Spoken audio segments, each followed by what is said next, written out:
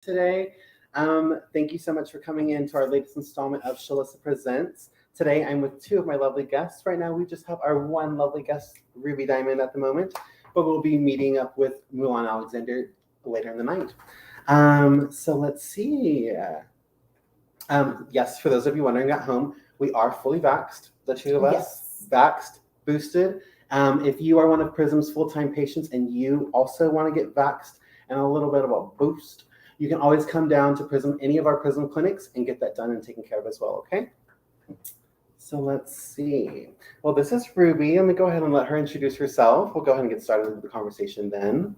Hello, everyone. My name is Nailey Lopez, also known as Ruby Diamond, the drag entertainer of Dallas, Texas. I've been doing this for 6 years, and I also identify as a trans woman. And I have shows in 2 different bars, one on Cedar Springs at Havana Bar and Girl every Saturday. And then Friday through Sunday, I do have my own shows at the Trove in Bishop Arts in Oak Cliff. Yes. That's awesome. me. Awesome. And you are also a mother of a house, right? I am a mother of a house. Let's talk about that. Talk about being a mom for a second. So I have 4 children. Okay. And so it's good for 4 kids. Yeah, oh, thank you. Yeah, I have 4 drag children that are absolutely amazing and so kind-hearted and just sweet girls all around. So talented. And above that, we also live together. We all live together. It's the dollhouse, literally. We call ourselves the dollhouse. But yeah, it's 4 of them, and I'm just really proud of them. Tonight, there's 2 of them competing at the Showdown on Cedar Springs at the Roundup. Right? Yeah, the Roundup. So if you are at the Roundup, if you are watching and you want to have a little entertainment after this as well, we'll meet us at the Roundup. Don't meet me there, beat me there. You know. Yes. Let's see that. Well then, what brought you here? So I'm here to talk about and educate a lot of people about trans identity as well, and like let them know what the stigmas are, and like also let them know that trans and drag is completely different. Mm-hmm. And I just want to educate people on that, make sure people have the right understanding of what trans is and what drag is, and you know, the other types of identities that are out there. Okay. Mm-hmm. Well, let's actually talk about that a little bit. You had mentioned being a drag performer and then also being a trans woman yourself. Yes. Do those 2 worlds ever like coincide with one another? Do they ever clash? What's going on with that? I would say they can clash, especially through the perspective and eyes and minds of others, because sometimes people don't understand or know that being a drag queen is just something that you do, and it's an art form, versus being a trans woman is who you are as a person.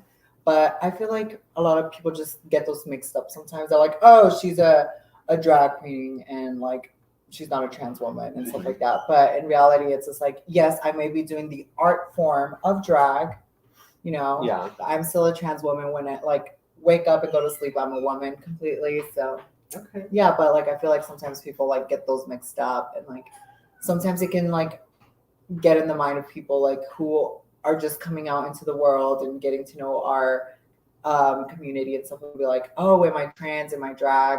Like it's just like a lot to think about. But I feel like people do get this mixed up and they do collide sometimes. Okay, yeah. I can see that. Well, as you can tell, tonight we're talking about the topic of our town hall is stepping into a new season of You, and what that kind of means for us as the people here, like myself hosting this, and also as Amy's saying, or as Amy's coming into her own identity as well. So we're going to go ahead and just kind of like Amy was talking about, we're going to define some terms. So we had already mentioned talking about drag and how that was an art form. For those of you who are either new to drag or new to the world of entertainment, nightlife entertainment, things like that.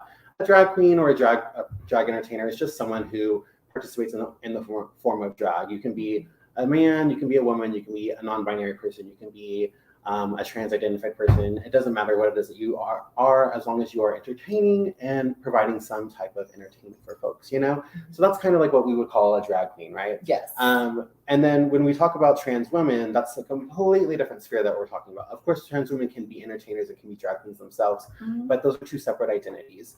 And so let's go ahead and just define some identity terms that we'll be discussing and talking about today. So we'll be talking about non-binary folks. So that can be just about anything, honestly.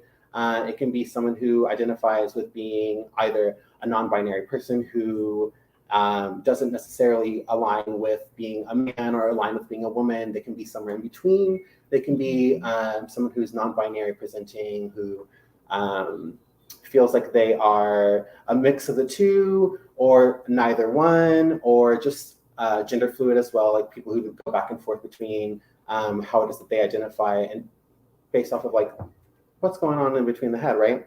So then we've got that going on. And then there's trans women, which is someone who is assigned male at birth, but identifies as a woman themselves. And so that's kind of like what brought us here, right? So we're talking about that identity. Same thing with trans men, where it's someone who is assigned female at birth, but identifies as a man or a person who is not a female, right? Yes.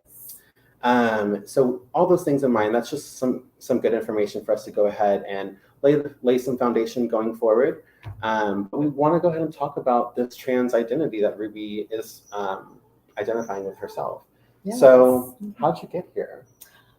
Well, it's a loaded question. It's a loaded question, you're right. But I feel like I got here and then I didn't get here, but then I got here, you know?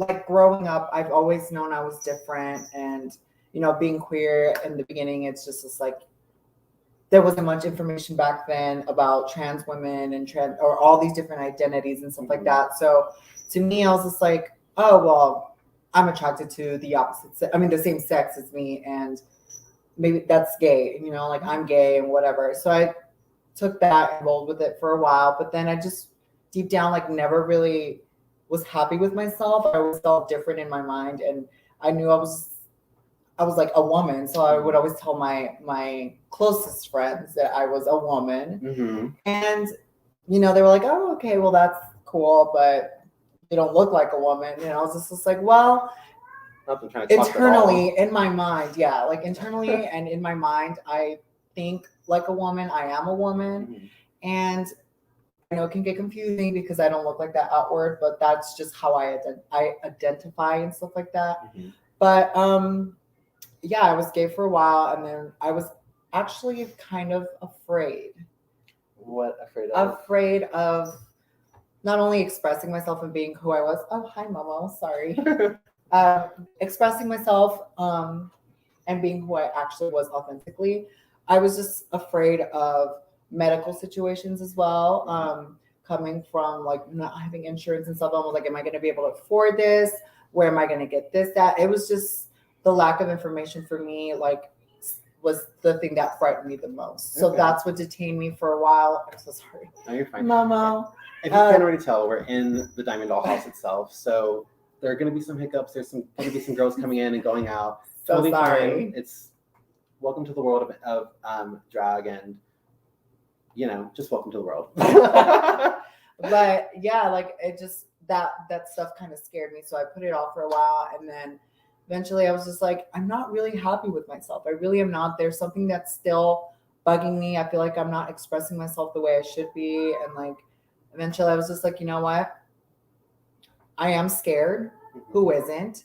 But I feel like I later on found out that I wasn't alone. Okay. I feel like there was so many people in my community that have supported me and helped me throughout this journey so far. And I feel blessed and grateful to have all those people there with me to support me. But they've also showed me the rights and wrongs of the different types of journeys. I mean, like your transitional journey, the do's and don'ts and stuff like that. So I feel like that's helped me a lot. And I'm finally here. I've been on estrogen and testosterone blockers for a while now. Okay. And I feel like I'm finally happy. Like I'm really content with myself. and I'm so excited to see what the future holds for That's me. so exciting. I love that. So you had mentioned a couple of things through that little introduction to yourself. Yes. You had mentioned talking about kind of like a social transition with talking and coming out to friends and letting them know about your identity. And then you also mentioned a little bit about some medical transitioning as well. So for some folks out there that, again, this is a big education moment for all of us. Not everyone knows a lot of these things, and a lot of people oftentimes think that every trans person has the same journey, and that's not necessarily the case. Some folks, like I was saying with non-binary folks, some non-binary people might want a social transition and be totally content with that. Some trans women and trans men also might just want the social transition and be completely fine with that as well. And that's all that they need in order for them to be able to fully like sit in their identity and feel valid and feel true. And then some people need that medical transition, and not everyone does need that medical transition. Right. So what I'm going to do is going to go ahead and define just some quick little terms: that social transition and then that medical transition. That social transition that we were talking about, that can be something like coming out to friends and family as trans, asking them to use certain pronouns that match your identity, your gender identity, of course, going by different names, dressing, grooming yourself in ways that match and affirm your gender identity. And then on the medical side of that, it could be the physical part of transitioning, which could be something like, taking things like hormones, so hormone replacement therapy. It could be any physical surgeries that you might need, whether that's top surgery, bottom surgery. It could be something as simple as just needing like laser hair removal for certain parts of your body. Just anything that might mess with like any gender dysphoria that you might be having, to medically correct those things, or not correct, but to medically affirm those parts of your body. So those are some terms that we'll be using, and we're going to go ahead and just talk a little bit more about our transitioning and what's going on. So as we're talking about stepping into this new season that we keep talking about, that's really what we're here to talk about, is our journey and where we are and how we got here, what it is that we want, and the road going forward, right? Right. So I guess let's go ahead and talk a little bit about your social transition, how that's been, or where you are in that. Yeah, so I came out as trans probably like a year and a half ago to my closest friends and stuff like that. And again, and it took like a while for me to like finally like get everyone on board and on the same page with my new name and like how I identify and like the way I dress, my right pronouns in public and stuff like that. And so far it's been literally amazing. Even at home with my family, with my own family. Like again, that fear sometimes strikes us and we just like, oh, I don't know if I should tell my parents, Well, I did, and I feel like my mom came around and just started calling me she, her, and got on board with it really fast, which was shocking to me because I didn't think she was gonna get it that fast, because she's from a different generation and different time, but like she's gone onto it so quickly. So I feel like it's been amazing when people just finally acknowledge me for the right gender and like are so supportive and sweet about it. So I feel like it's amazing when people finally see you for your true authentic self. I love that. You had talked about so coming out, right? Yeah. We talked about coming out beforehand, coming out as someone who was gay at first. How was it to be able to come out again? What was that experience like? It was scary and I was very nervous, but also it was very exhilarating. Like I was really excited because it was like a new chapter in my life that I was about to like share with everyone. And I was just super, super, super excited to what the future held for me. And I think like the fear just suddenly disappeared because I was just like, you know what? I prefer not to be miserable for the rest of my life. I want to live how I truly live, because at the end of the day, our lives are not guaranteed. Like our time here on this earth is not guaranteed. And like life just goes too quickly. And I was just like, you know what? I'm going to do it full force, nonstop, and be who I truly am. And that's literally, I would never go back and look back. Aww. So yeah, it was frightening, but very happy moment for me. Very, very exhilarating. What were some of the hiccups that you had going through with that? Coming out, well, seeing how people were going to perceive me. Not only am I own friend circle, but like also in the community, and especially with my family and stuff like that. I was very scared about what they were going to think and stuff like that. But I was very scared about how people were going to perceive me in the world of drag. Okay. Because, like I said, sometimes people don't really know all the full information about the different types of identities and stuff like that. So I was kind of nervous and afraid of people just like, like, oh, she's not a drag queen because she's now a trans woman. So okay. I didn't want them to invalidate your identity. Invalidate my identity and, like kind of like handicap my art persona and art in general. And I was just like, if it happens, like it'll be very heartbreaking, but so far everyone's just been on board and so supportive again. Like I can't say that enough. It's been an amazing part of my journey. If you don't know Amy as Ruby, you really should. She's a fantastic performer. She has a show at Havana's on every Saturday. What's the time? 10:30? 10:30 every Saturday. And this girl runs that shit like the Navy. They start exactly at 10:30 and they end when they end. But she is an amazing, phenomenal entertainer. So it's so crazy to me to think that like sometimes fans, people, other queens can invalidate trans women's identities as an entertainer just because they decide to go full force with it, but that's enough of that. No, but it's like true because sometimes, like I said, like people within our own community aren't fully educated. And even then they'll try to like, as a drag queen, attack your own art form and stuff like that because you identify a certain way. But in reality, it's just like, you can be whoever you want. Drag is an art form and art is subjective. It is true. Like at the end of the day, art can be anything and mean anything. So, Okay. Well, I guess let's just shoot the shit now. Let's talk. Okay. So what is it about? So we talked about your social transition and how that was. What transitioning or we addressed the social transition, we addressed medical transitions as well. What is it that you, in terms of like your journey and what season are you stepping into right now? Like, where are you at? Okay, so I have, like I said, been on hormones for a while. So my body's still adjusting to that, getting used to that. I'm starting to see a couple different changes in my body physically and stuff like that. So I feel like that is very exciting and I'm really happy about that. And also like, I'm probably going to like, my next step is get cosmetic surgery. Okay. I really do. My next step for me is getting my top surgery and facial feminization. Okay. And it's like, not every trans woman has to have these surgeries, in order to feel like a woman or be a woman.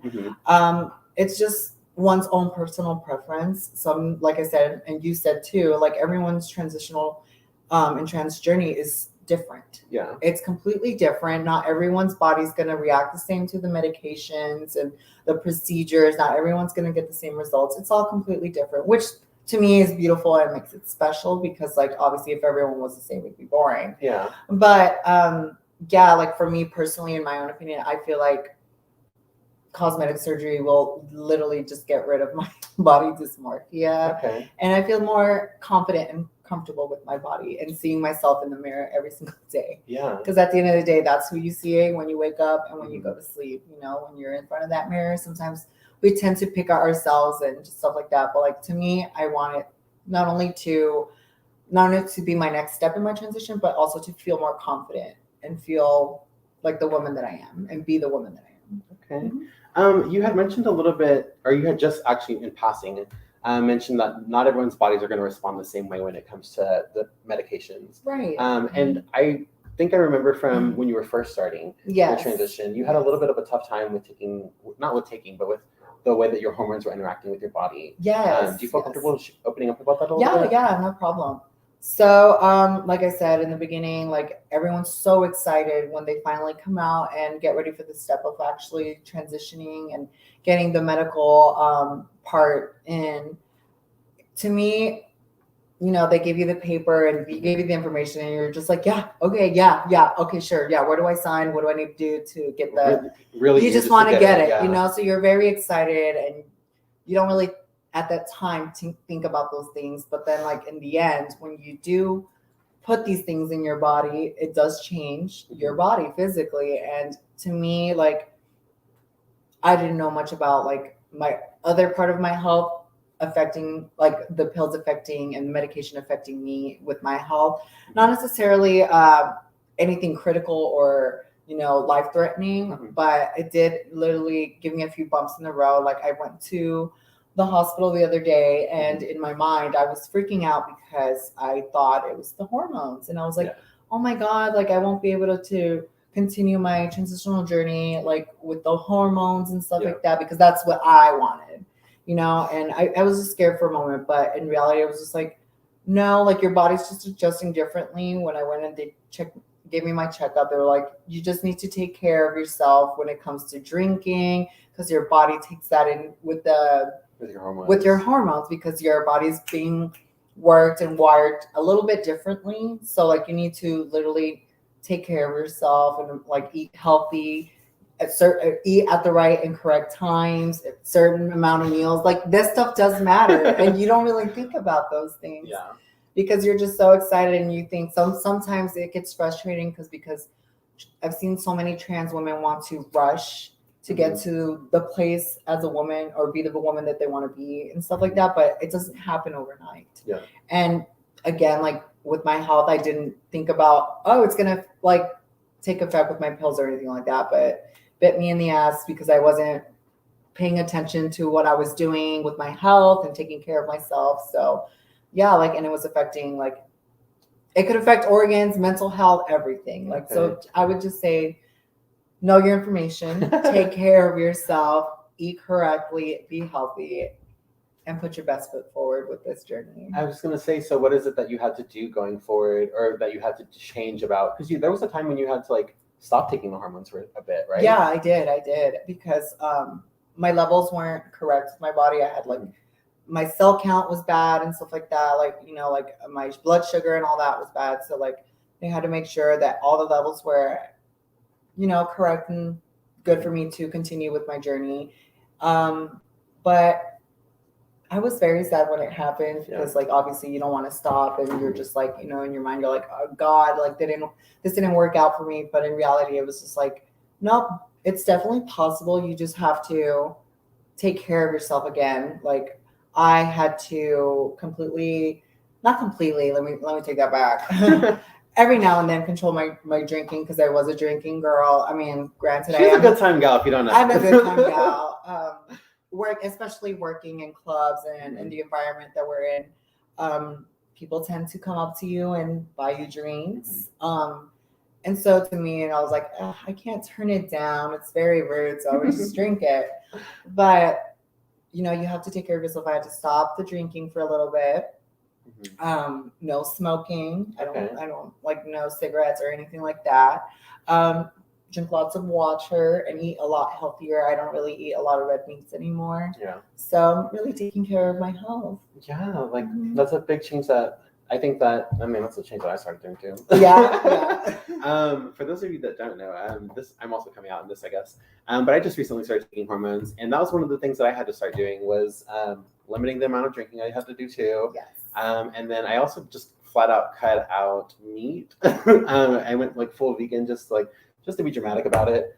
And it's nice, it's cute, but it's a lifestyle change. It is. It's a very completely different lifestyle change because like I said, it's just the little tiny things that do actually really matter, because when you take the hormones and stuff like that, they tell you like it can affect your, it can upset your tummy if you don't eat correctly. And especially if you're drinking, like your liver's already being put to work because of the hormones and estrogen. Girl, you're putting it through the ringer. And I feel like whenever you just, not take care of yourself and you drink, obviously it's going to affect you. Obviously it'll hurt too. Because in the beginning, like before I had to stop and find out everything that happened to me in the hospital and stuff like that, I was just like, wait, what could have caused this? And I'm like, oh wait, well I was drinking so much. And I remember having that distinct pain, and I was just like so scared about it. But I was just like, it was my fault. I was not paying attention to myself and taking care of myself in that way. I'm so sorry. The cats just want to say hi to everyone. You're fine. So we've been talking a lot about hormones, and Pearl's a lovely girl. She can stay up here if she wants.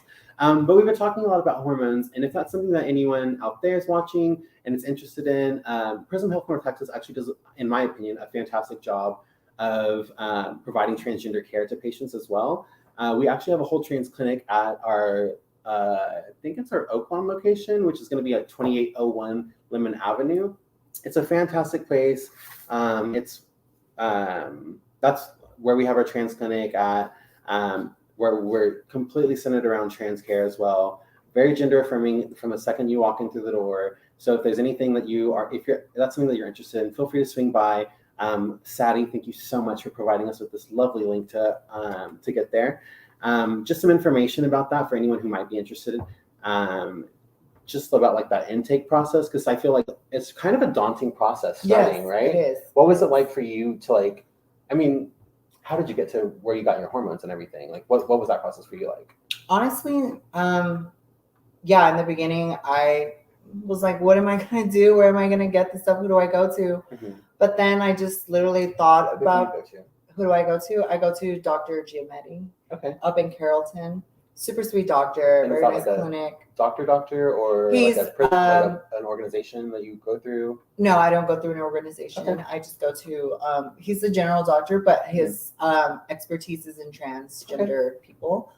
Very sweet, super beautiful clinic as well. But they're very kind, and they also love to educate you before you take the next steps or take the certain medications in order to transition. Gotcha. And stuff like that. Okay. But yeah, like I just was like, where do I go? What do I do? But then I just sat back and was like, I have trans friends. You're like, girl, let me ask. Yeah. So it's all about asking and, educating yourself and finding the correct information and where to go and stuff like that. Okay. Well, if anyone out there is seeing the link, of course, it's on the screen. If you're interested in hormones and would like to get your care through Prism Health North Texas, all you got to do is give us a call at 214-687-3200. Ask for, what is her name? Oh my goodness, she's going to kill me. The receptionist the receptionist there will go ahead and take your call. Really just ask for an HRT appointment at that point. You'll get on our wait list. I feel like when you hear wait list, you're like, oh, I don't want to wait. Like, I'm so excited and I really want to get on my hormones. There's a lot of people who either might change their mind. It might not be, HRT might not be the thing for them. It might not be something that they're interested in anymore. And so they'll drop, So the wait list is not as long as you think it's going to be. So if you're interested, give us a call, get on that wait list, get started. Usually you can get your meds same day as well once you make it to your appointment, because we're at Prism, at least.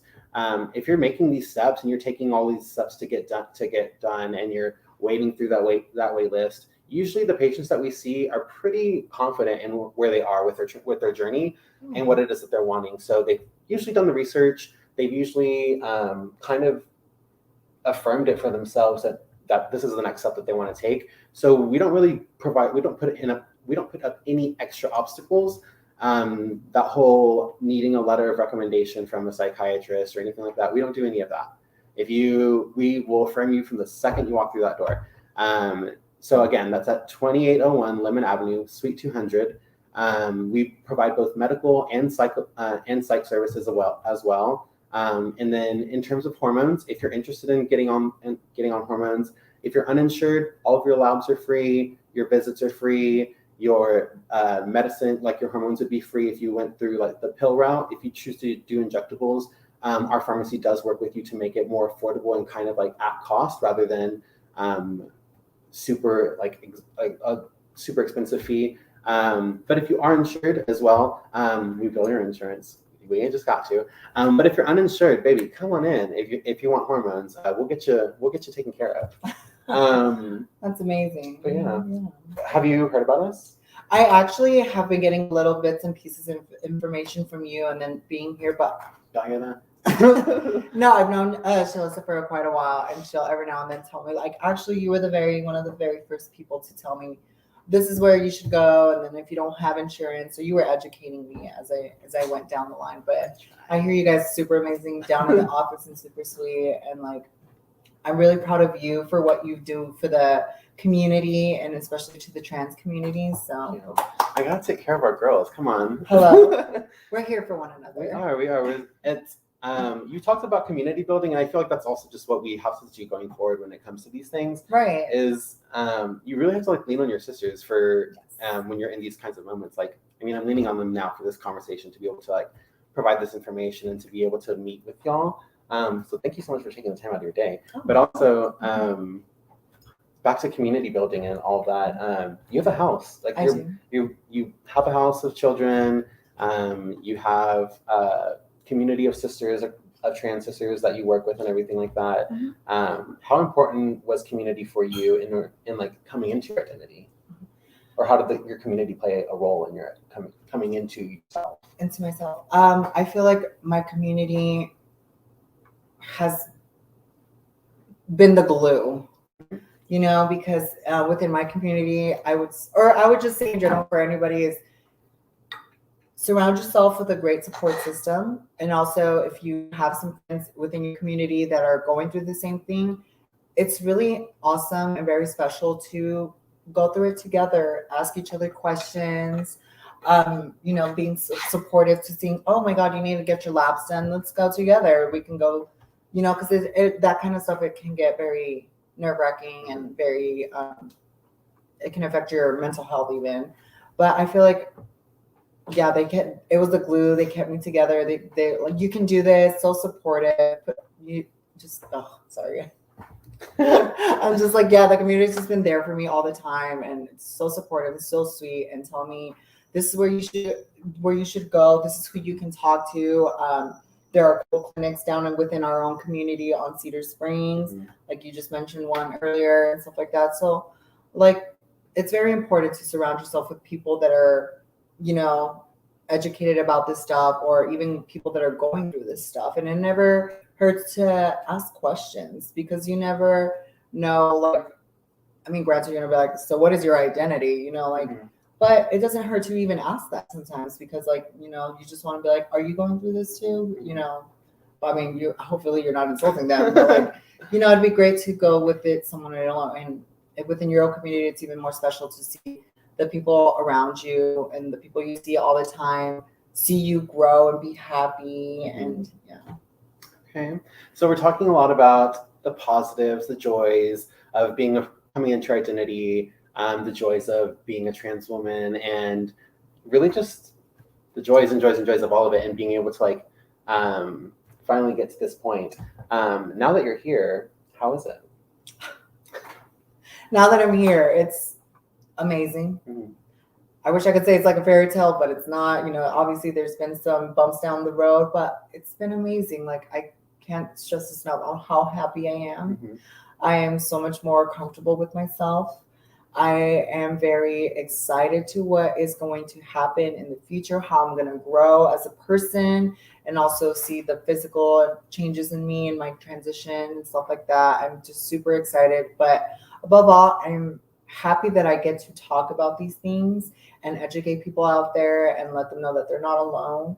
We're all here to support one another because I feel like that is the most important thing, is to ask questions and have a good support system, and, you know, make sure that you are being heard and also being seen for who you truly are.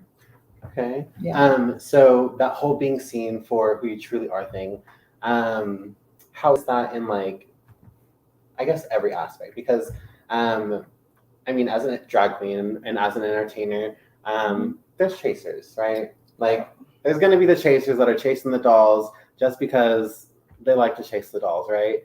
But then I feel like it's a little different whenever you come out as like a trans woman to folks too. There's also the chasers. What's that like? Or not even just the chasers, but like, how's like the dating world? The dating world. Oh, well, girl, it's literally, for me personally, in my own opinion, it's crazy, but dating is very crazy in general.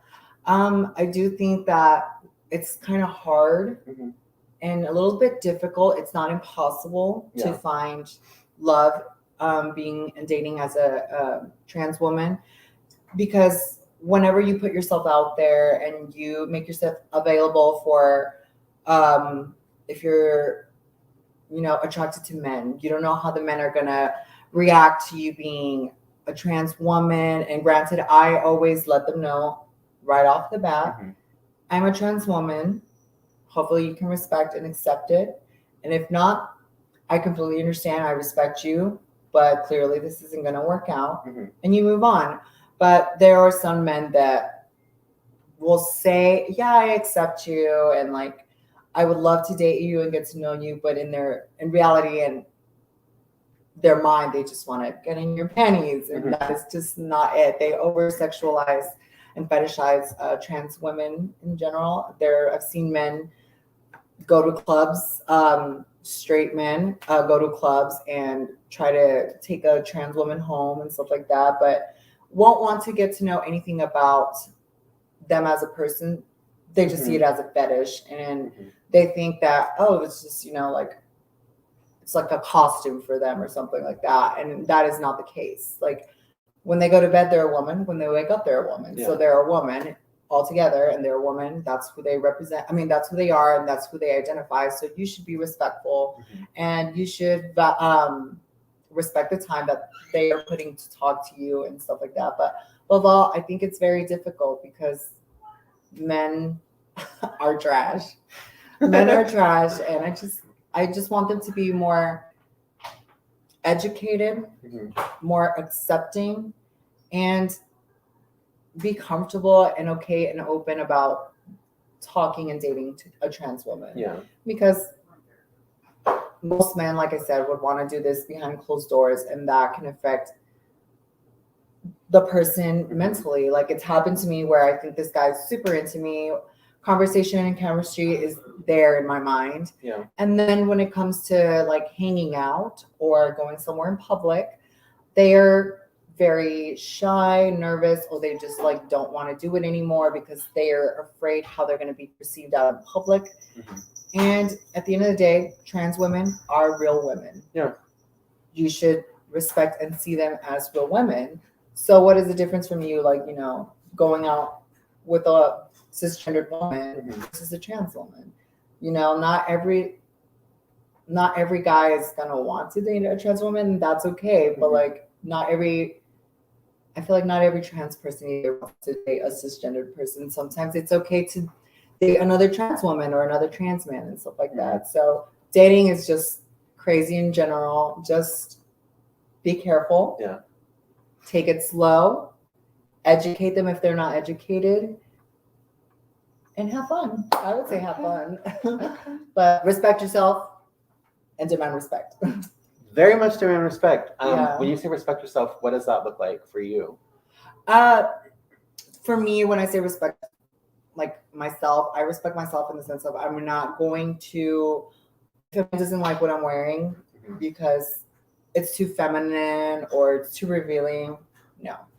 I respect myself because in the way of like, I know who I am, what I want, and what I like, and what I like to look like, and how I want to be perceived out there.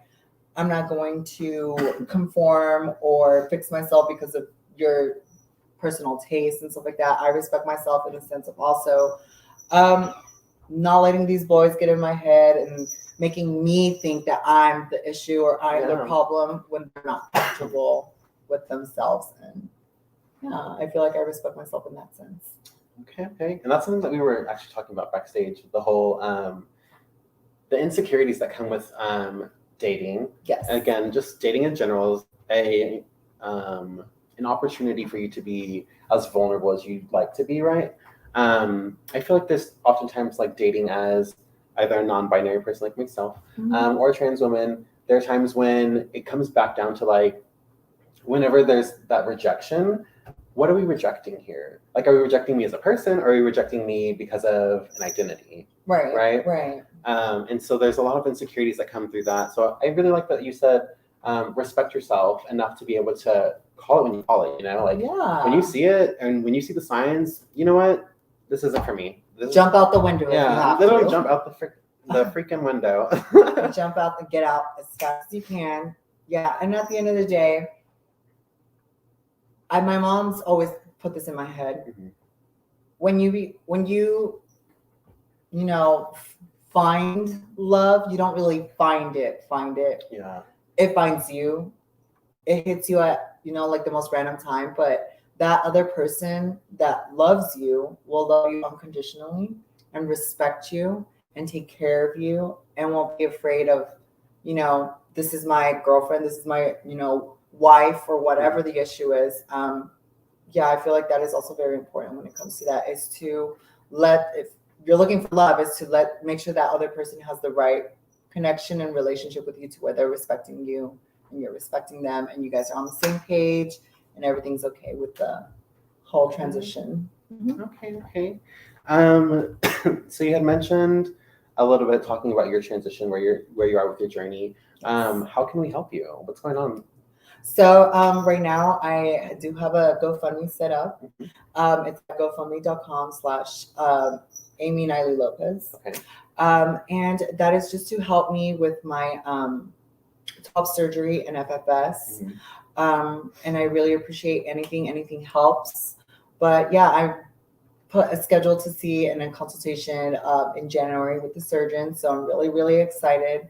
And it's actually around the corner if you actually think about it. Christmas is literally in the blink of an eye. And then after that, it's the new year in January, which is also my birthday month. So I'm really excited for what's to come in January. But that is the next step for me, cosmetic surgery. And yeah, I'm excited to be the bad bitch that I am and be confident. And yeah. I love that.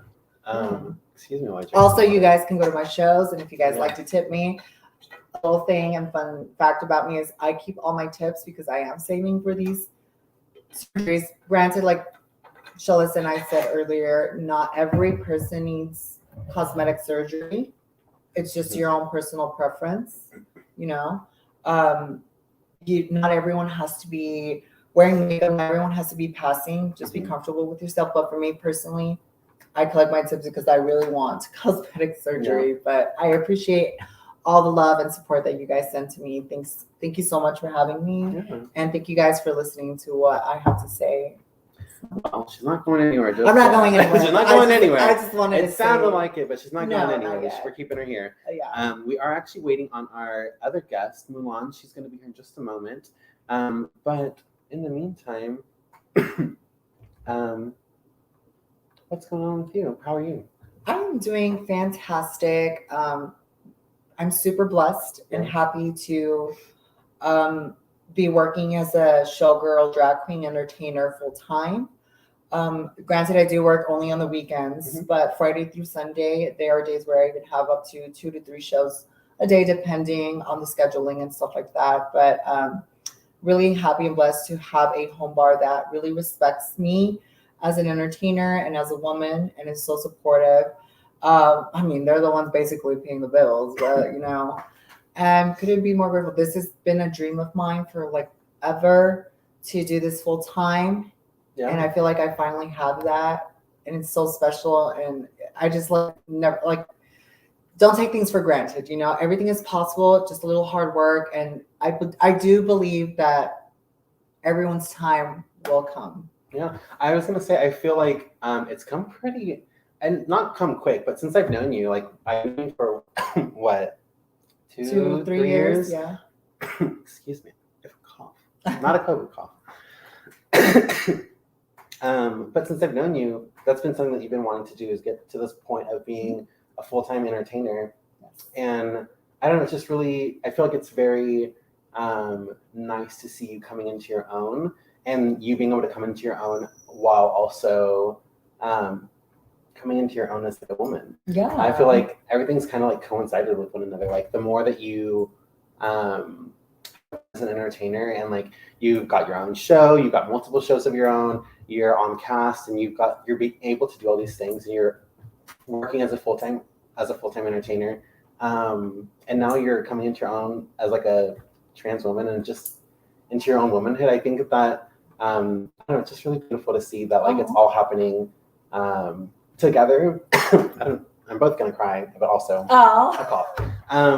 But I think it's really nice to be able to see you in this place. It's like really nice to see you like glowing and like I don't know. Thank you. That means a lot because like we've known each other for a while now, and you've sat in the living room with me and we've been like crying, getting ready, and just talking and conversing with one another about what we want for ourselves in the future and stuff like that. And I feel like you've been very supportive and very thoughtful and mindful when it comes to checking in on me and seeing how everything is going and seeing like if I need anything.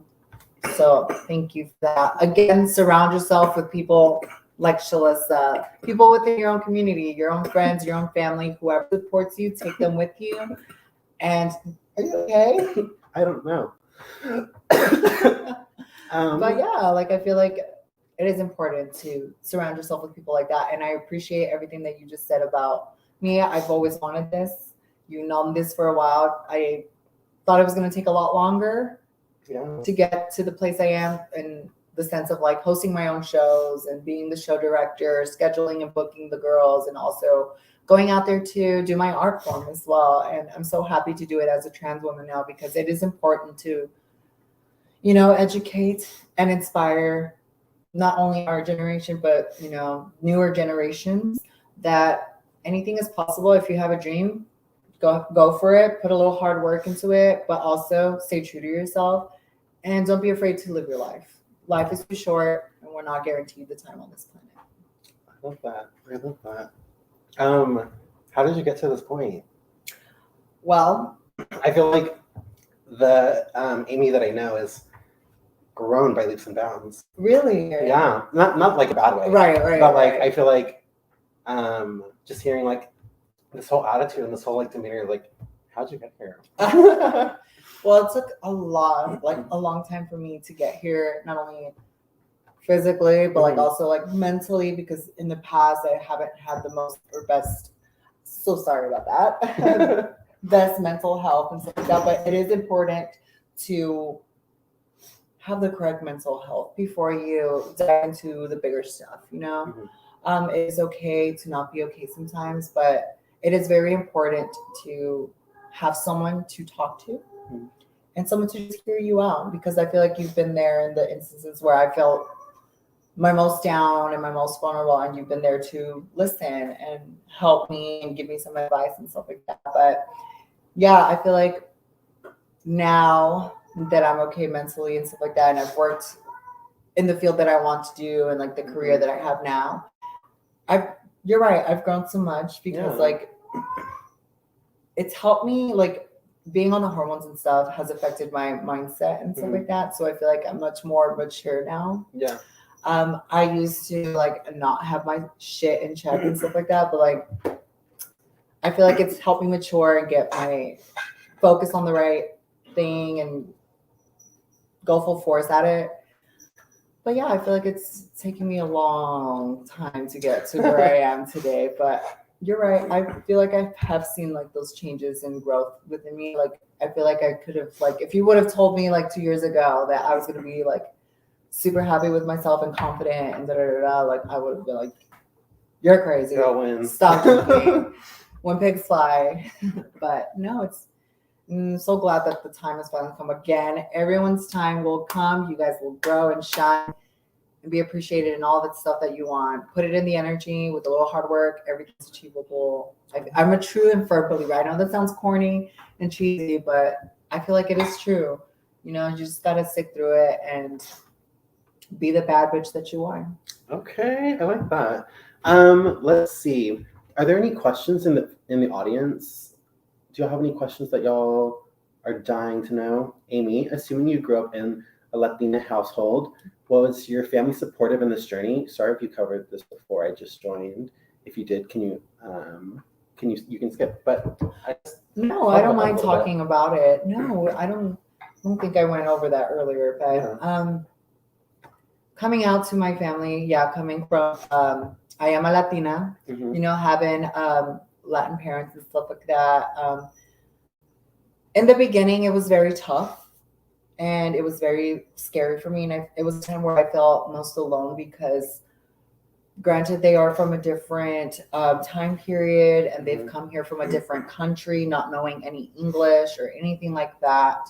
So, especially like throwing the whole "I'm trans now" and stuff like that to them was like a big no-no, because also being Mexican, like, we have strict gender roles. Very strict gender roles, yeah. The whole toxic masculinity thing is very big in Latin, culture and stuff like that. The very machista and macho thing. It's just like, first of all, parents, do better parenting, be supportive of your kids, because I feel like my mom was just like, a man is a man, a woman's a woman. There is nothing else. And, and it's just like, well, actually, no. Like, there's been trans women way before, like, like you even knew about it. It's just like, I'm glad it's starting to be more mainstream and stuff like that. But in the beginning, it was very hard because she was also religious. She was just like, that is not the correct thing. God is going to punish you. You're not really a woman, and da da da da. And it was very hard for me, but I did have an issue where I got kicked out for a little bit. Really? My home. But then I don't know what happened. I guess my mom, on her own time, did the research and talked to people, and she told me she talked to trans women too. Okay. So she literally was working hard to educate herself and stuff like that. So she came around, and now she's like a completely different person. She's so supportive. Mija, she calls me Mija, or Hija, ¿cómo estás? She calls me by my name. She's so supportive. But in the beginning, it was very hard. Granted, I do not have a father, but my stepfather was also very like uneducated about trans identities and all the other types of identities that exist out there. But it was very hard for me in the beginning, but now it's completely a dream come true. Like, I love that they're so supportive, especially my mother. She's actually the one that's been pushing me to get surgery. She's like, I want you to have the biggest boobs and the biggest ass. My mom's like, I'm a Latina. Yeah, my mom's a Latina, and like, my mom was a party girl. Like, I mean, she's one of my inspirations, honestly, like in and out of drag and who I had, like me as a woman and my identity and stuff like that. She's been a huge role and inspiration to me. But it's amazing seeing her be so supportive and so open-minded now, because like, I feel like back then I couldn't even talk about like sex or anything, because she would just feel like, okay, we don't talk about that. Too much. And like, I feel like she's come around. So it's been hard, but now it's a lot better. Okay. I guess, what kind of advice do you have? I hope I answered that. What advice would you have going forward for other Latinas that are in the audience that are kind of like in similar situations? Yeah, I feel like the best advice I could give one is to have communication, try to educate them as much as possible, and make sure that they're listening to everything that you're saying. And I feel like, and I'm a true and firm believer on this too, I feel like parents love their children no matter what. It may be hard for them, and it may be hard for you in the beginning, but it's all about the communication and making sure that you're letting them know that this is who you are. This is what you have to say.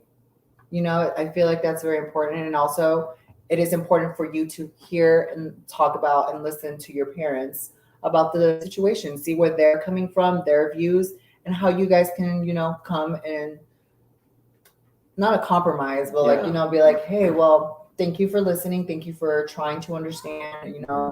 Granted, not everyone's going to get it right off the bat, but I feel like parents will love you no matter what. And if they don't, not say not love you, but if they don't understand it in the beginning and they kind of push you aside and set you aside, they're not doing it because they don't want to talk to you and see you ever again. Sometimes it's because they're just so hurt in the moment.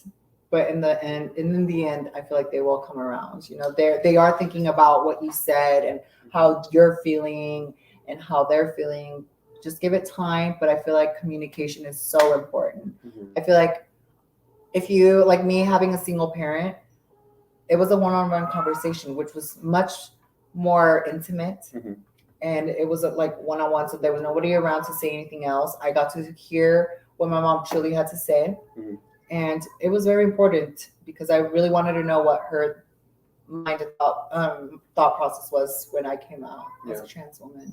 So it's very important. I would just say talk, communicate, and listen and express yourself the way you want, and tell them that this is who you are and what you want to do. I would even say like be patient with them, because you had mentioned this idea of like these of your parents being hurt and upset, and I think that like that's something that we don't address often, or that whenever we come into our identities, we want everyone to be on the same page with us, and not everyone's going to be there. Not everyone has like the privilege to be as educated. Of course, we do live in the year 2021. Like education's on our fingertips, right? But I feel like sometimes people just don't know what to look up, right? Yeah, like correct. I think that that's something that we could be a little bit more, I guess, more comfortable going forward with, is like allowing our parents and allowing our loved ones to be like giving them that grace to stumble, you know, to be able to not get it right away, but know that in the end, like, this is my end goal. This is where I would like to be. This, and like remain firm with your beliefs, of course, like remain firm with yourself. Like don't compromise your identity, don't compromise any of that. But being able to be comfortable enough and allowing your parents that grace to be able to stumble. There's this concept of ambivalent loss whenever people come out.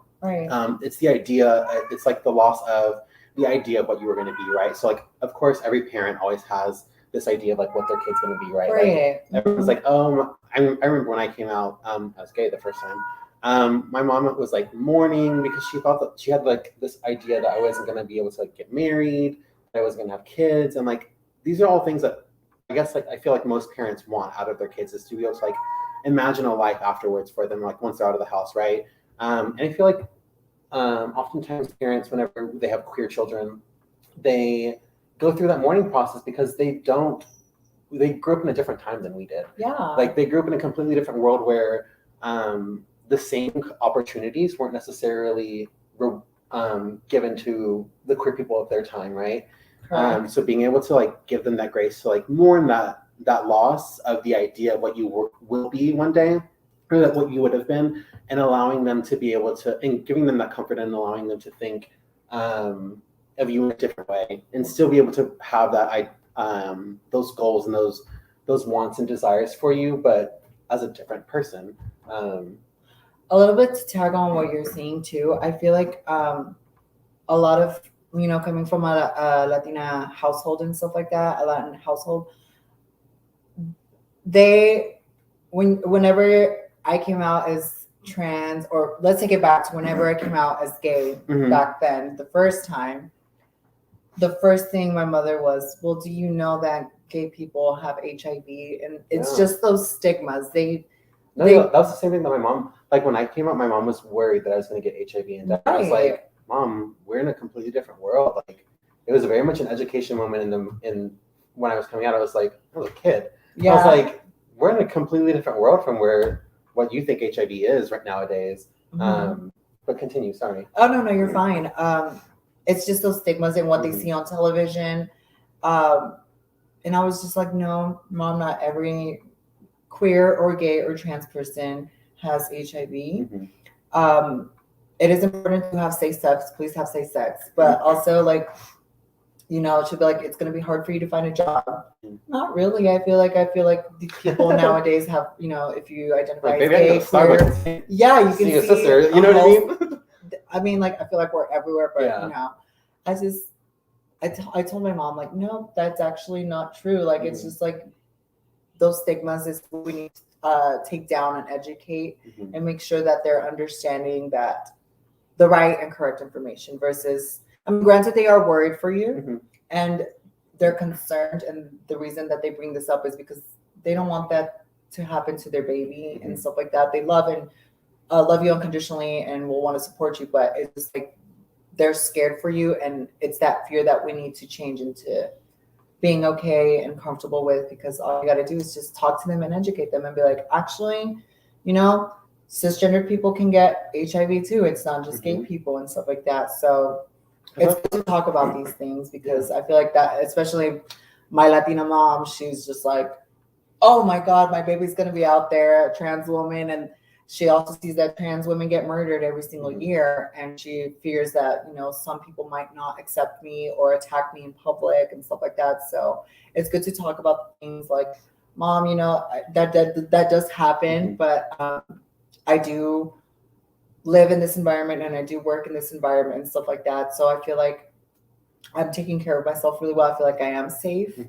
But I understand your concerns. Like you have to be understanding with them too. You know, very much address the concern, but also educate in the moment. And I also kind of just want to take this opportunity to educate because we're talking a lot about HIV stigma, which is something that a lot of folks, trans people in general, but also just people living with HIV go through a lot of, is this idea of this HIV stigma that's going on. Amy brought up a great, fantastic point. Safe sex, right? Safe sex can look like different things for different people, right? If some people, if you're a person that loves condoms and wants to wear condoms, that's fantastic. We got you covered here at Prism, freenicepackage.com. You can go there. Look at you. Sad you are on top of your shit today. Go to freenicepackage.com. We'll send you condoms completely free anywhere in Texas. We'll ship them out to you.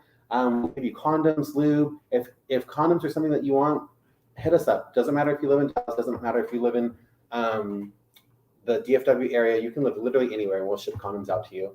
So there's just that. There's also, we have PrEP care as well. So if you're interested in PrEP, PrEP is a once-a-day pill that you can take to help reduce your risk of contracting HIV. As long as you take it daily, it's been proven to be 99% effective, which I feel like a lot of people don't recognize, right?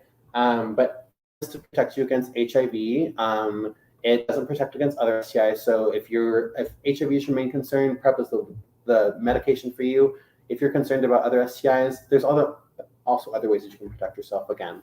Also get tested. It is very important, and it is okay to get tested. I feel like everyone should get tested every once in a while, especially if you're very sexually active and you are being, you know, the naughty girl that you are trying to be out there in the community. It is very important to be honest about your status.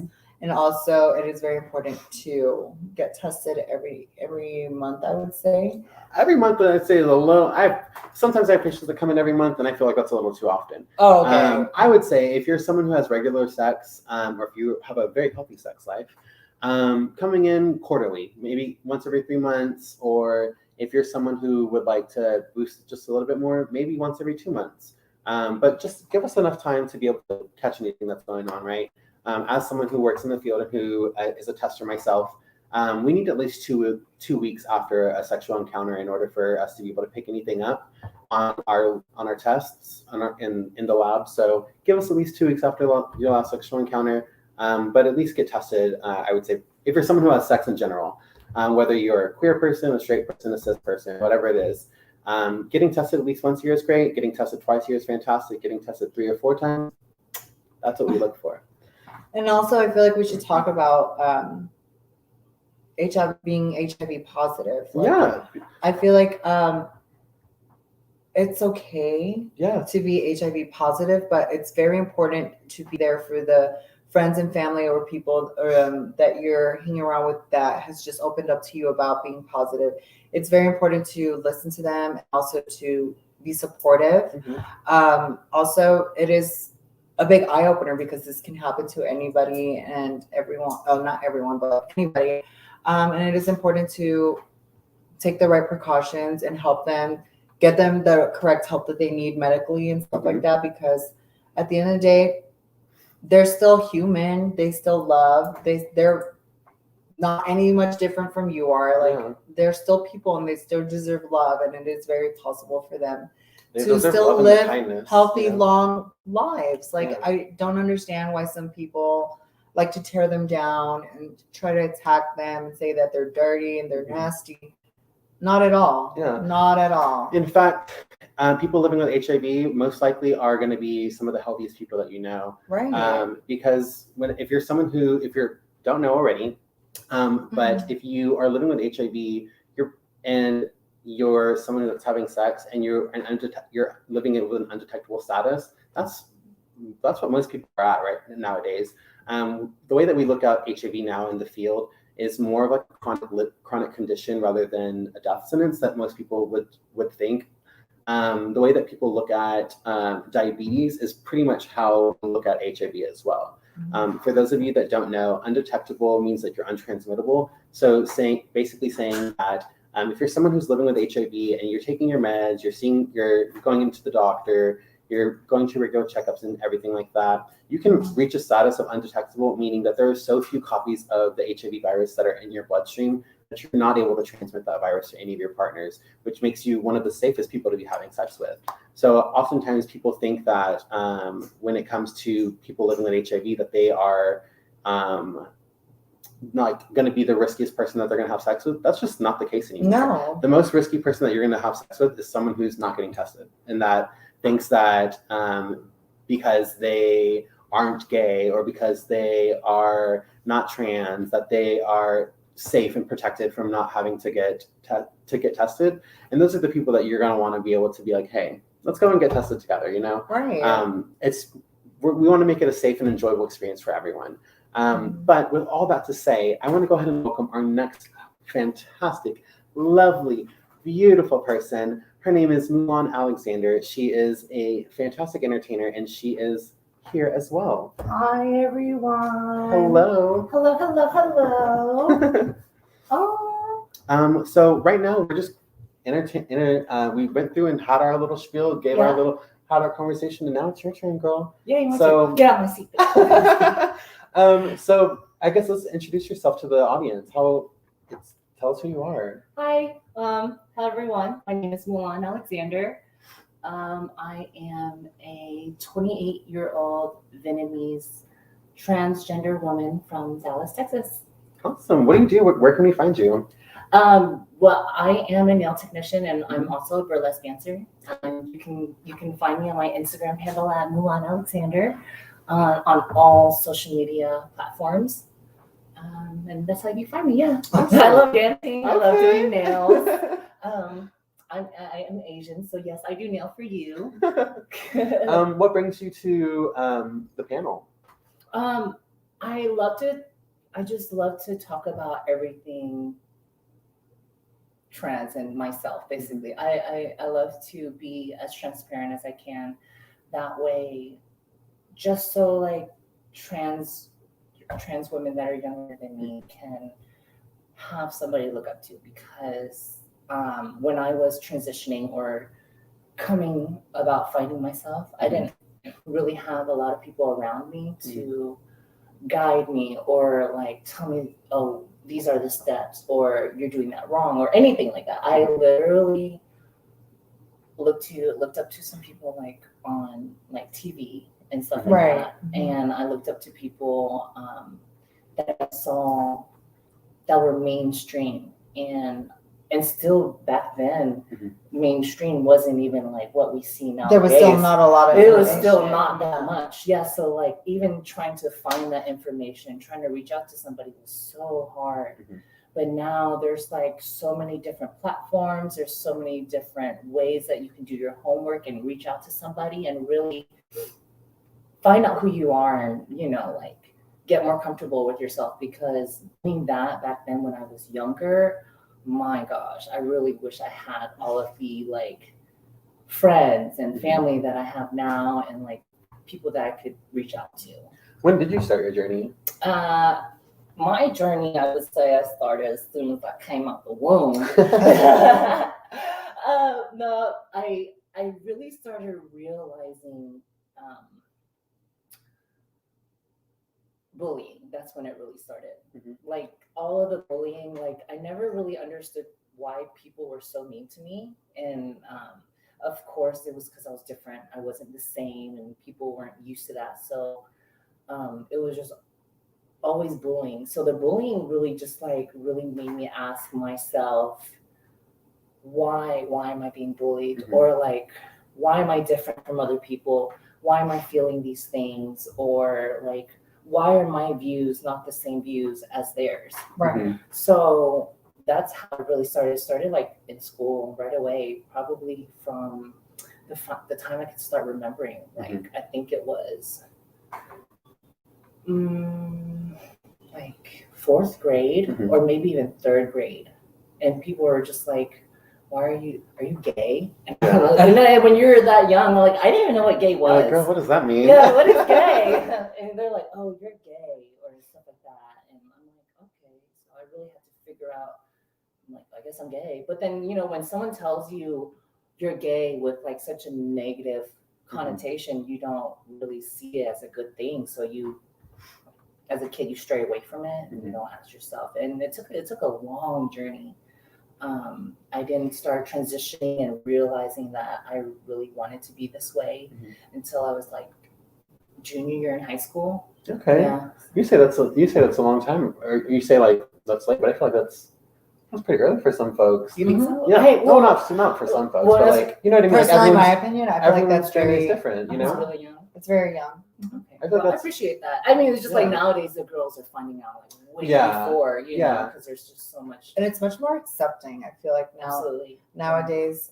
But I don't mean to cut you off. No, continue. I feel like it is a lot more accepting, and I see this on social media all the time. Like sometimes, like trans girls or trans boys in school will be praised and very like appreciated in their school and community, in the sense of like them being crowned prom king or prom queen, and I think that is very sweet and important too. That we highlight the successes and where we are as a community nowadays with things. I feel like we've come a long way, but there's still a lot of way to go and a lot of work. Absolutely. So I guess what was that journey look like, or what was that like being so young, or being a junior, I guess, in high school and coming out as a trans woman, and what was that like for you? It was, well, let me back it up to where I first came out as bisexual. Okay. So I had a girlfriend. Bi queen. I had a girlfriend that I was dating. We had dated for like, about 3 months or so, and we were like kids head over heels for each other and little puppy love. And she is still cute. She's a beautiful girl. And when she's talking about Rocky. Not Rocky to go, man. So we dated her, and I was 8th grade and she was in 7th grade. And so I started realizing like I know I'm attracted to men or guys, boys.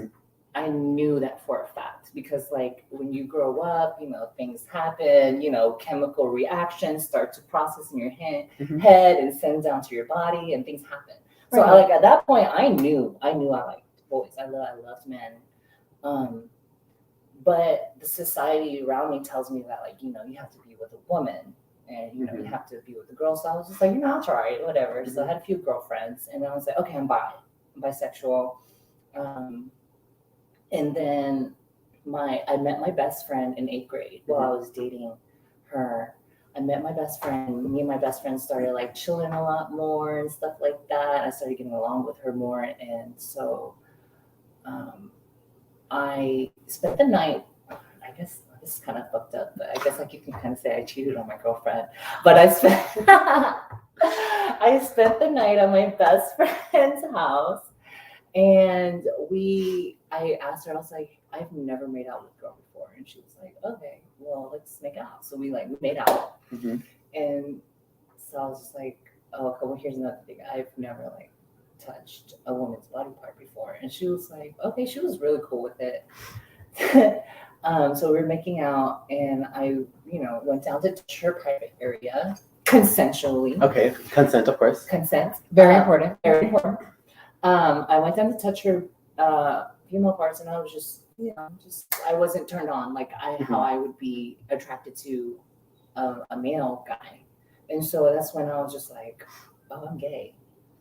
So like a week later, I break up with my girlfriend, and I tell her like, hey, it has nothing to do with you, but I'm gay. And she was like, no, not my boyfriend being gay. Then she felt some type of way about it. I was like, no, you're fine. It's not you. You didn't turn me gay. Yeah.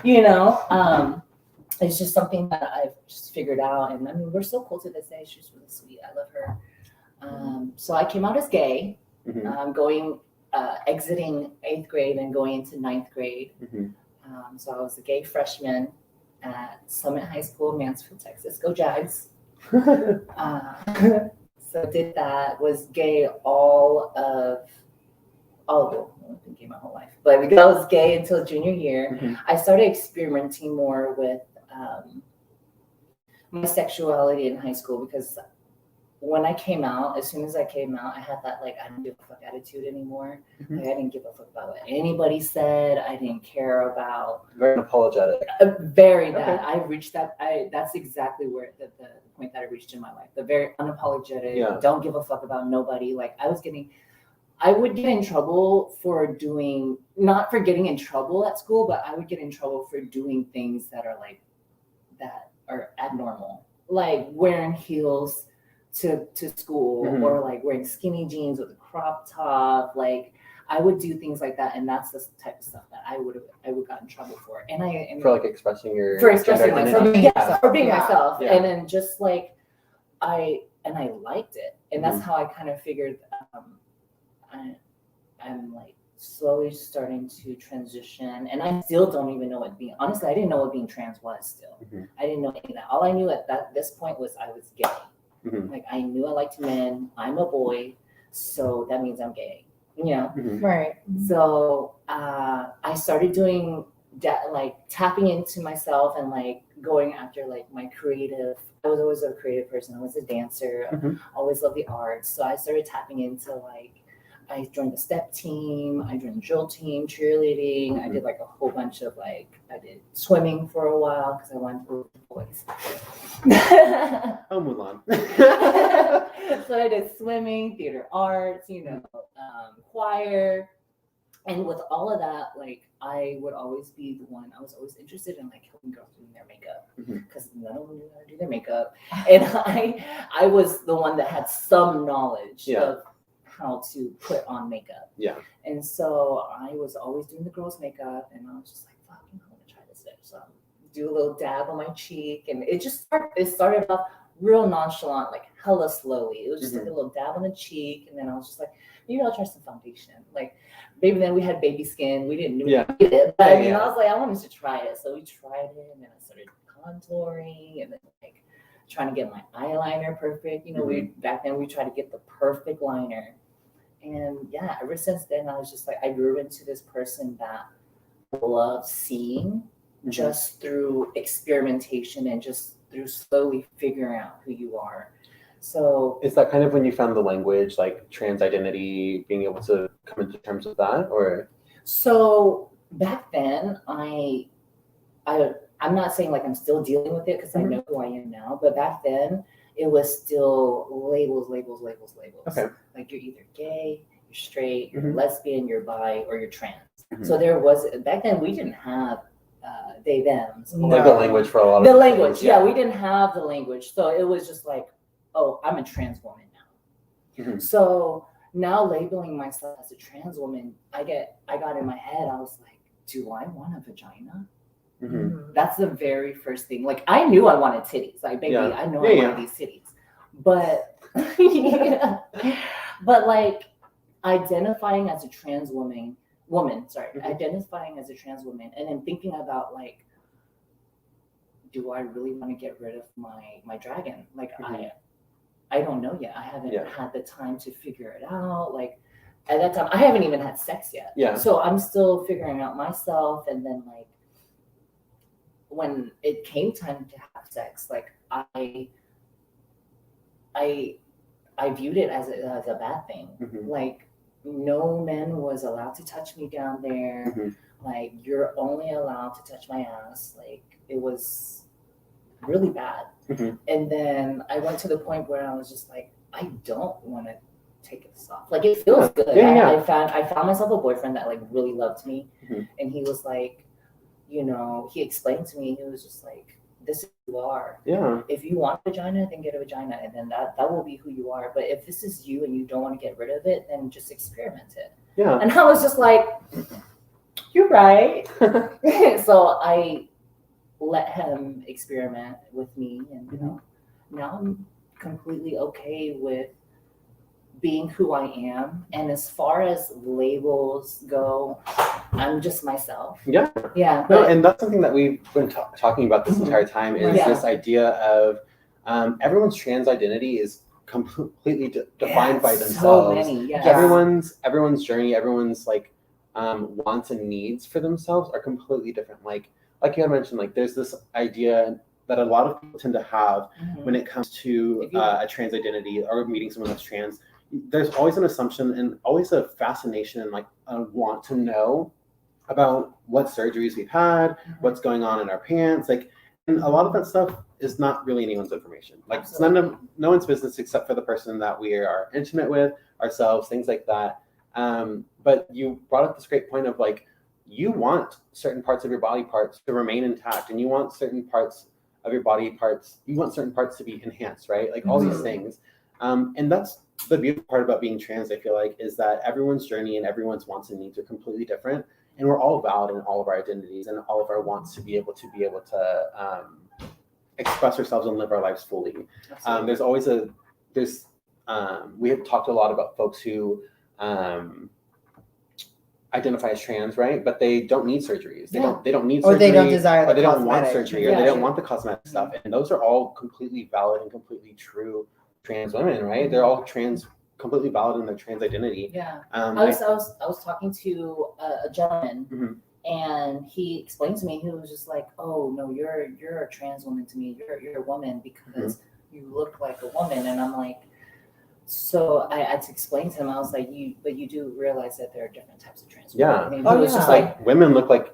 Yeah. I mean, there's different types of cis women, right? Exactly. Like, women look like women regardless of what's going on. What they look like. Yeah, exactly. Right. So I had to explain that to him. He was just like, "Oh, not like, I don't like the older ones. They look like men." And I'm like, "Okay, hold on." But they're the ones that in the moment. It's true, but you got to understand, like, some of them don't have the same journey as me, or like as somebody else as beautiful as me, or somebody else as ugly as me. We all have different journeys that are valid, and that if we feel some type of way strongly, that we're allowed to, be ourselves and not be judged or anything like that. Yeah, I love that. I love the idea of educating in the moment with partners and letting them know, like, hey, I'm beautiful regardless of if I've been on hormones, if I've had any cosmetic surgeries or anything like that. Like, my womanhood is not defined by what you think. My womanhood is not defined by your terms. Right. They're defined by my own terms, right? Correct. Absolutely. I love that. Again, I think also it has to do with the whole respect thing. I feel like you should respect yourself enough to be like, I'm not going to change a damn thing about myself. Absolutely. Like how I identify. Absolutely. That is respecting yourself. You respect who you are and your desires and wants and like your needs. So it's all about loving yourself, like you said, loving and respecting yourself. Because I dated, here's another example. I dated a guy, and when it came down to us being intimate, I'm natural. I'm an all natural girl, so I have hair on my privates, and and that's my thing. Like, women have hair. Yeah, all women have hair. And so the thing, when he found out that I had hair on my privates, he was like, "Oh, that's disgusting. You need to be smooth. All women are smooth. Women need to be smooth and stuff like that." And I was just like, wrong. How dare you? Yeah. How dare you? Like, you're not perfect. Who are you to tell me? Yeah.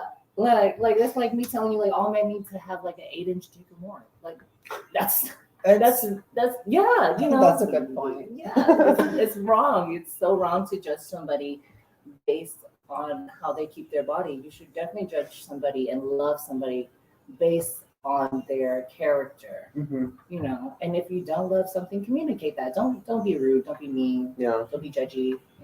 No one likes that energy. Very, very much that. Very much that. Well, thank y'all, everyone. Thank you so much for tuning in today. We are close to our end time. But what kinds of questions, are there any leftover questions in the audience that we have to address? Talking about entertainment, how do you feel about the inclusion of trans women in events such as Miss Universe? Oh, that's a great question. Oh, good. I think that is amazing and very important. Like, I've been watching, I think it's Miss Nevada that's trans. She just won. She won that, and she just made top 50. I think that is super important and amazing to see, and it's also very inspirational that they're being so inclusive and being very supportive of trans women being able to compete and being showcased to the entire world. Yeah. I think that is very important and super, super awesome to see. I feel like it's really validating to be able to see it and to see people recognizing trans women on like a stage that big in the same caliber in the same category, and being able to respect them as like, this is a woman, regardless, right? She said she's a woman. She identifies as a woman, so she's allowed to compete in a woman's pageant. And she's freaking gorgeous. Gorgeous. Like I don't think it matters. And honestly, to the people out there, I think they're just haters. Very much haters. But also, I do want to say, haters. I think it's about time. Yeah. I think it's about time. It's due time. We have been around forever. We're human, like we have been around forever. It's just the fact that I don't know, we've just been kept so quiet, and now that everything is becoming mainstream and we've become more talked about and there's more visibility, I'm happy. I'm so happy. I'm happy that we don't have to live in the shadows anymore. There is that sense of security that we need when we go walk out on the streets, but it's getting better. Yeah, there's definitely, I feel like I said earlier, like a lot more work to be done, but it's gotten a lot better, but it could be way better. Yeah. I feel like the needle always points towards progress, change, right? Correct. So I love that. Are there any other questions that we have to address? Have you had to encounter engaging with cisgender women and dealing with stigma where there are any barriers there? Oh, all the time. How so? So there, for example, it was just for one example. There was this cisgender woman. She was at a party with a whole bunch of gays, and I was there with her. And she pulled me aside and she looked at me and she said, "Thank you so much for being yourself, because I have had the wrong idea about trans women this whole time." And I was like, well, who did you let influence you, first of all? Yeah. And it was one of the crazy trans girls on the strip that the gays had brought around, and she was just like, she was just acting crazy, and just say it was me. Yeah, just say Ruby. Just say Ruby. But she was just being, crazy, cracked out trans girl, horny, and like, it wasn't a good representation. And she was like, "I thought all trans women were like that." And I was just like, "How dare you? I don't think all white people are racist." I was just like, "I don't think all white people are racist," And I said exactly that. And she was just like, I really appreciate you just keeping yourself, and I'm really happy that I came around because I saw how you are, and it completely changed my idea about trans women. So it's all the time. There are still ignorant people out there. Yeah, it sounds like that person was dealing with a lot of stigma, both in terms of like mental health, like addressing people with living with mental health issues, or people who are dealing with substance misuse, things like that. All things that people experiences that exactly experiences that people go through and people can encounter. I think that it's always, like we had talked a lot about, this idea of allowing people grace to stumble and fall, right? Allowing folks to ask the grace to be able to have to go through these kinds of moments, and to be able to give them the dignity and the respect to be able to treat talk about them in like less degrading ways, right? Yeah. This is the same thing that we're wanting out of just people in general when it comes to addressing and validating identities, such as like people who are trans identified or people who are non-binary, things like that. But great answers, Val. Good job. I've gone through some issues. Like one of the venues that I work at is, it's a bar for everyone, but majority of the people that go there to, have fun and enjoy themselves are straight people, cisgendered people. And whenever they come across a a trans woman and they see me and stuff like that, most of them will be like, oh yeah, like you're a woman and I respect you and see you as a woman. Mhm. But when it comes to like their friends next to them being attracted to me and Mhm. asking me and flirting with me and asking me so many questions, it's like, why are you asking so many questions? You're gay because you like her. I'm like, didn't you just Like, say you I'm just a called woman? me a woman. Yeah. Yeah, so I feel like that's just so ignorant, and it happens a lot, honestly, to where I'm like, what's a woman to you? Like, Mhm. like a vagina? Oh, great. Like, Yeah. they're like, How are yeah, you defining? yeah, how are you defining a woman? And it's like, not everyone has, like, not every woman is the same. Like Milan said, every woman, like, is different. Some Mhm. women can have facial hair. I've Mhm. seen women have armpit hair and hair or whatever. Everyone's Yeah. just different. So I just think it's about time to, like, if you're a cisgendered person, educate yourself and know that sometimes asking those questions or saying those things out loud and bluntly to where the trans person or however they identify can hear, Mhm. it is very insulting Mhm. and disrespectful. So I feel like there's different ways you can approach things. Yeah. Instead of just saying or telling your friend, well, since you're attracted to her, that makes you a certain identity or That person. puts you in a box. Yeah, and it puts you in a box. So I feel like that happens a lot too. And like who is it here? And it all boils back to like labels. Mhm. Oh, these Yeah. labels Mhm. suck. I've never been a fan of labels. I hate labels because like, Excuse me. oh, am I boring? No, sorry. Yeah, I'm just kidding. No, it all just boils back to labels. Like the fact that we have to label everything just so it can make sense to people. Mhm. But if you really think about it, we're all intelligent enough and we're all smart enough. And adults. We're all adults. Mhm. We're all humans. If you like what you like, then you like what you like. Yeah, it's very that. Like there's so many spectrums now Mhm. out in the world that I feel like if we were to label. Mhm. It's my turn. Label everything. Like we wouldn't have enough words in a dictionary anymore. We'd have to start making up words and shit. Like Yeah.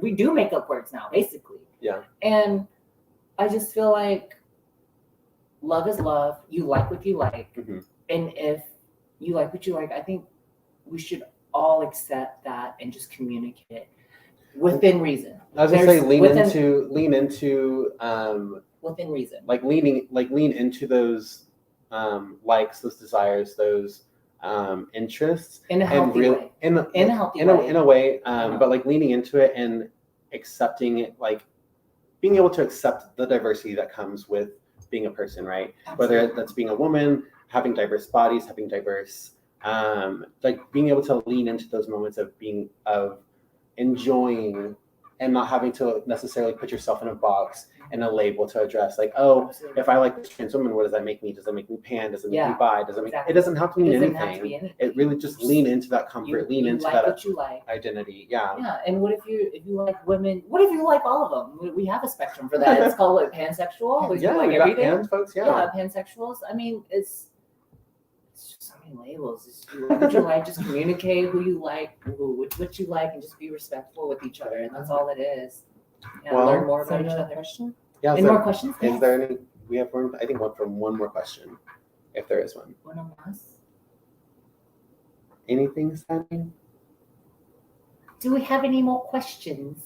I don't think so. Do we have any questions for each other? Like any more questions for each other? I don't have a question necessarily, but I do have something to say, and A again, closing remark. Yeah. Yeah, a closing remark. / like appreciation thing. Like I said earlier, it is very scary and it's very nerve-wracking to, finally come out and live your life as your true identity and stuff like that. But I, in the beginning, was very terrified, like I said, and didn't know where I could go, who I could talk to. But I knew that there was someone in my community and that happened to be trans, and I also know them and was so close to them as a friend, and that's been you. I've asked you so many questions, and like you've been there and you've like educated me as well, and you told me, oh, this is what happens, Mhm. this is what can happen, this is where you can go. I did this way and stuff like that, which is really awesome and special because like, and inspiring because like, again, everyone's journey is different and stuff like that, and And everyone's it's like the first thing I told you. yeah, everyone's is different and stuff like that. But I think you let me know right off the bat, which is very important, that it doesn't happen overnight and it is completely different for everyone. But it's also very important to, you know, it's okay to take your time. Mhm. Take your time with it. It's okay if you're not ready to come out. It's okay to wait until you're ready. Don't let anybody else try to force you into anything that you don't want to do, or if you don't want to come out yet, that is completely fine. But I think that is very important. I just want to say thank you for being there and answering those questions, because I love you too. Oh, fun. Oh, I'm just kidding. well, And I want to thank you too, also for everything. Having this platform. Yeah, having this platform Letting us be out and here. giving me the correct information too at the time. Well, thank you. Did you have anything that you wanted to say? I think I've said everything that's on my brain already. All right. And Ruby kind of summed it up as well. You know, just make sure you do your homework, research, find out everything that you possibly can before you make a move. Find out about yourself. Take the time. Take your time. Like she just said, just take your time Absolutely. to ask yourself questions and figure things out about yourself. You're okay. You're a human being. You're good. What else is there out there? Your mental health. Make sure your mental health. Get you somebody that you can talk to for sure. Because I did go through a phase where I was not happy with myself, and I wouldn't want that for anybody to go through, or wish that on anybody to go through, because you're just so confused, you don't know where to go. But now there's resources, there's people you can reach out to. If you do, just do your research and be careful. And I feel like things there's the right way. Yeah, I feel like there's also like so many places in parts of our community where you can be like, you can go up to a trans woman and say, hey, can I talk to you and ask you, like, me personally, in my personal opinion, I would not mind someone coming up to me and asking me like, hey, like, can I talk to you about this? Or like, I just want to know like what I should do, like any advice. Like, I feel like me as a trans woman, I would love for someone to ask me those questions so I can educate them and stuff like that. So I feel like there's places and people in our own community that anyone can feel free to ask these questions or talk to them about, which is really special and important. So if you ever see me out and about and you have some questions, or I don't know, want to speak for you, but like Mulan, I feel like for me personally, it is okay for you to ask me as long as you're not being negative towards it or anything like that. And I would love to with an open mind. Coming with an open mind.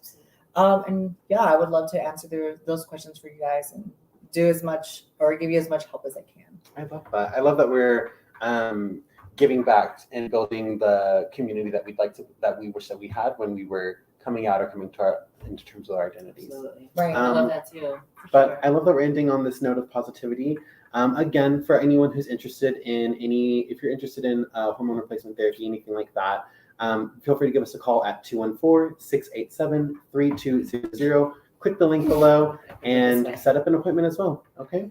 And then if you're interested in prep care, if you're interested in getting tested or condoms, anything like that, you can always go down to freenicespackage.com, and that is pretty much the perfect link to get all of those things that I had just mentioned. So thanks again for joining us today, and I hope that you'll have a great night. Thank you, Milan. Thank you, Amy, for everything. Thank you. That's it for us. Bye, everyone. Bye, thank you so much for listening to us, and happy holidays. Happy holidays. Oh, yeah, happy holidays. Happy New Year. Bye, y'all.